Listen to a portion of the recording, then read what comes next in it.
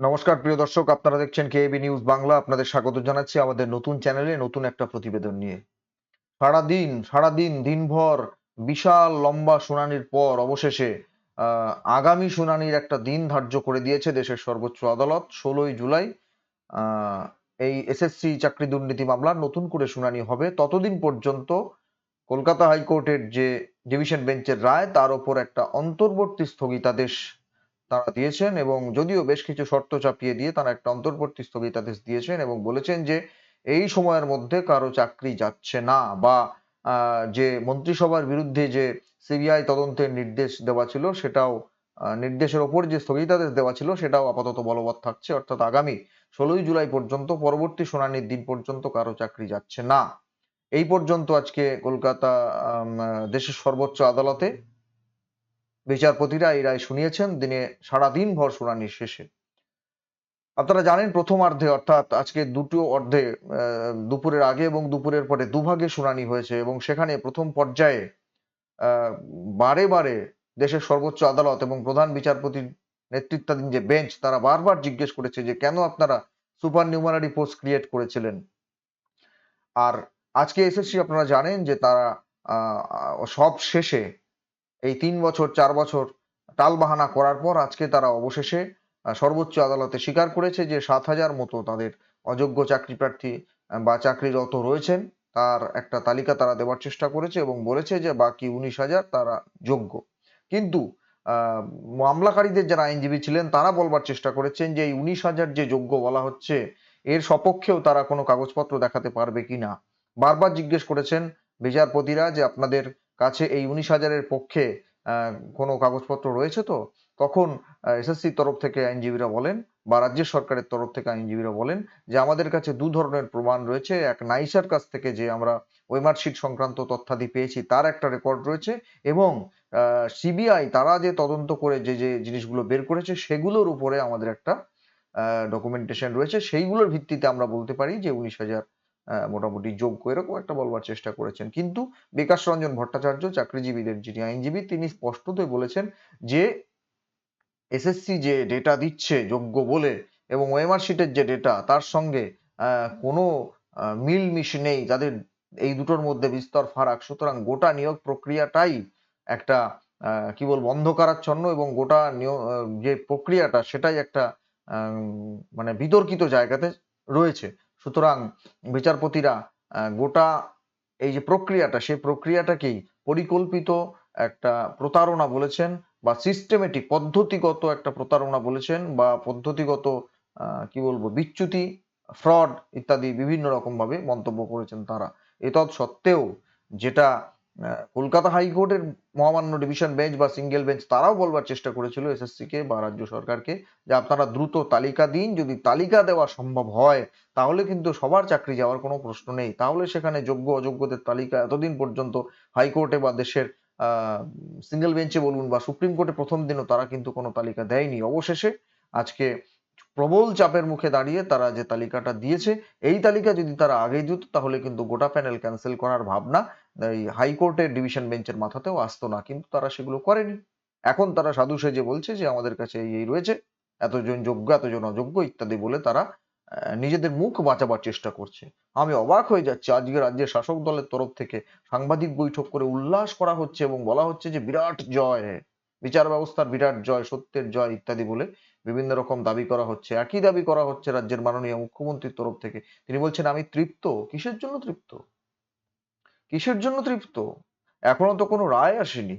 আর ওই যে 7,000 জন আপনাদের হিসেবে, এসএসসির হিসেবে যদি তাদের চাকরি চলে যায়, চাকরি তো চলে যাবেই। তারা অযোগ্য, তারা ওয়েমার্কশিট ট্যাম্পার করে টাকা দিয়ে ঘুষ দিয়ে ওই চাকরিগুলো কিনেছিল, আপনাদের লোকেরা চাকরিগুলো বিক্রি করেছিল, আর ওদের বাঁচাবার জন্য আপনারা ওই সুপার নিউমারারি পোস্ট ক্রিয়েট করেছিলেন।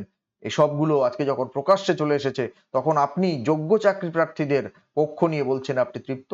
এতদিন বিভিন্ন নির্বাচনী জনসভায় কোথাও আমরা বলতে শুনিনি মাননীয় মুখ্যমন্ত্রীকে যে যোগ্যদের চাকরিটা থাক, অযোগ্যরা তাদের চাকরি বাতিল হোক। তিনি বলেছিলেন যে 25,753 জনের চাকরি খেয়ে নিয়েছে। কে খেয়েছে? সিপিএম খেয়েছে, বিজেপি খেয়েছে। বিকাশ রঞ্জন ভট্টাচার্যদের দিকে তার যাবতীয় আক্রমণের ইঙ্গিত ছিল। আর আজকে তিনি বলছেন তিনি তৃপ্ত। এখনো তো রায় আসেনি।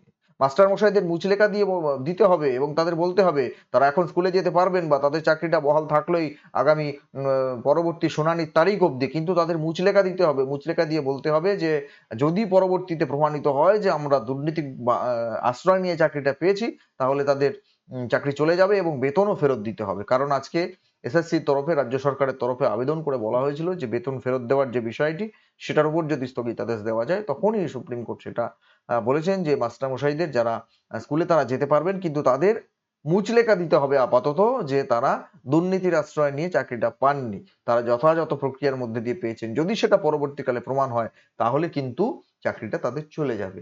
এরপরেও রাজ্যের মাননীয় মুখ্যমন্ত্রী বা শাসক দল কোন লজ্জায় তারা উল্লাস প্রকাশ করেন, কোন লজ্জায়? বিশাল জয় হয়ে গেল গণতন্ত্রের। দেখুন, যারা যোগ্য চাকরি রত ছিলেন তাদের চাকরি থাক, এটা আমরা সবাই চেয়েছি, কে না চেয়েছে। কিন্তু আপনারা আগে তালিকা দেননি বলেই তো কলকাতা হাইকোর্টকে বা দেশের সর্বোচ্চ আদালতকে ওই ওই জায়গায় সিদ্ধান্ত গ্রহণ করতে হচ্ছে বারবার যে কলকাতা হাইকোর্ট ডিভিশন বেঞ্চ সেই জন্য সিদ্ধান্ত গ্রহণ করেছিল যে যখন তালিকাই পাচ্ছি না তখন পুরোটাকে আলাদা করতে হবে। আর আজকে কোন জাদু বলে এসএসসি, কোন মন্ত্র বলে তারা আজকে তালিকা আলাদা করে দিল, চাল এবং কাকড় আলাদা করে দিল। সুতরাং যে একটা গোলমেলে ব্যাপার করেছে এবং গোলমেলে ব্যাপারটাকে সামাল দেওয়ার জন্যই যে ওই সুপার নিউমারারি পোস্ট ক্রিয়েট করার একটা নাটক ফাঁদা হয়েছিল, অযোগ্যদের বাঁচাবার জন্য, ঘুষ নিয়ে যাদের চাকরি দেওয়া হয়েছিল তাদের বাঁচাবার জন্য, এটা কি বলার অপেক্ষা রাখে? এরপরেও যারা উল্লাস করেন তারা কিসের জন্য উল্লাস করেন, কিসের জন্য?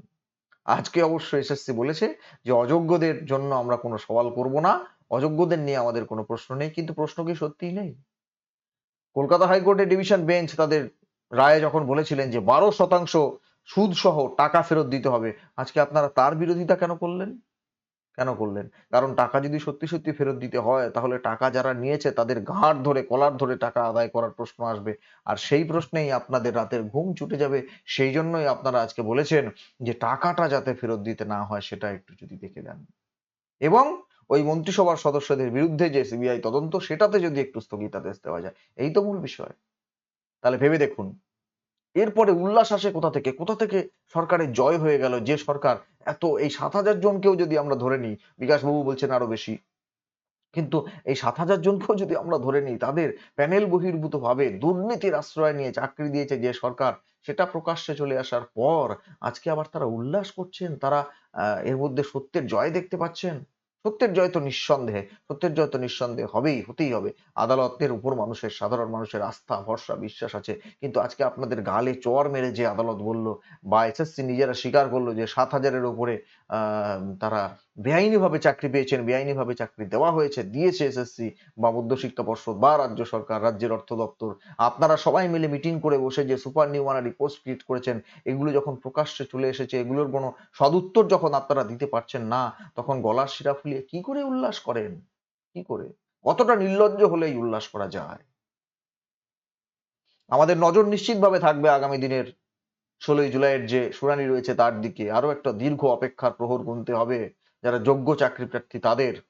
অনেকে আজকে বলছিলেন, তারা অনেকে আজকে নির্বাচনের কাজে ব্যস্ত রয়েছেন, ডিউটি করছেন, তারা বলছেন দেহ রয়েছে ভোটে কিন্তু মন রয়েছে কোর্টে। আমি দুজনকে বলতে শুনেছি, দেহ রয়েছে ভোটে কিন্তু মন রয়েছে কোর্টে। স্বাভাবিক কথা। তাদের জীবন জীবিকা সমস্ত কিছু পথে বসেছে এই দুর্নীতিগ্রস্ত একটা দল, দুর্নীতিগ্রস্ত একটা সরকারের জন্য, যারা কিনা এই রকম পদক্ষেপ নিয়ে সাধারণ মানুষকে পথে বসাবার একটা ভূমিকা পালন করেছে এতদিন সরকারে থেকে। এরপরেও তারা উল্লাস করছে। প্রিয় দর্শক, কি বলবেন আপনারা? আপনাদের মূল্যবান মতামত কমেন্ট বক্সে কমেন্ট করে জানাবেন। নজর রাখবেন আমাদের প্রত্যেকটা প্রতিবেদনে। অনুরোধ করছি শেষে আবার, আমাদের নতুন চ্যানেলটি ভালো লাগলে শেয়ার করবেন আমাদের প্রতিবেদনটি, সাবস্ক্রাইব করবেন আমাদের এই চ্যানেলটি। দেখা হবে পরের প্রতিবেদন নিয়ে খুব তাড়াতাড়ি। ভালো থাকুন, সুস্থ থাকুন। ধন্যবাদ।